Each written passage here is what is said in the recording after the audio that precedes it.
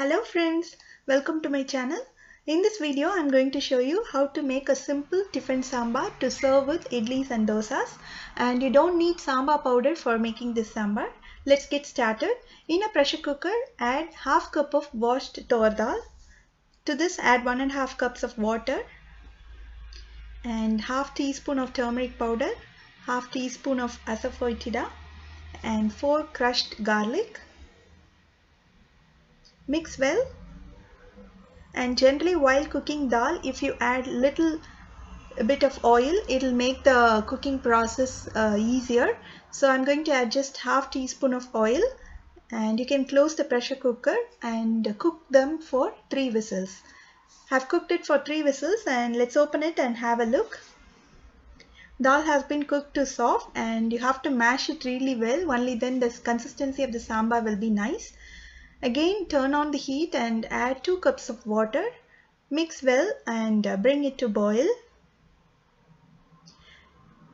When it starts to boil, add 1 chopped onion, 2 chopped small tomatoes and 1 slit green chilies.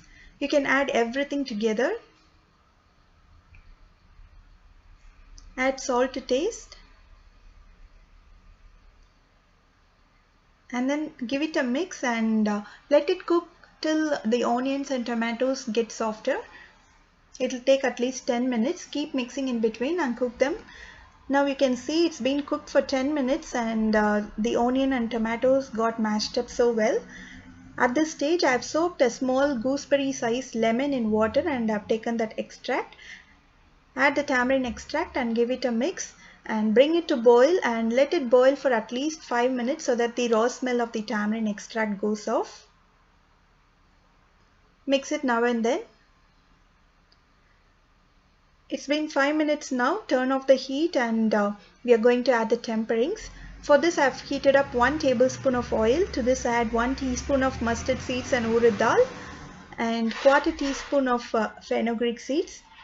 When it splutters, add 3 chopped dried red chilies. This is the one which is going to give the spiciness to this sambar, so you need to add at least 3, and little curry leaves.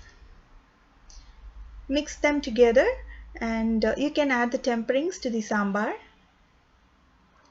Mix well, and if you prefer, you can add chopped coriander leaves now.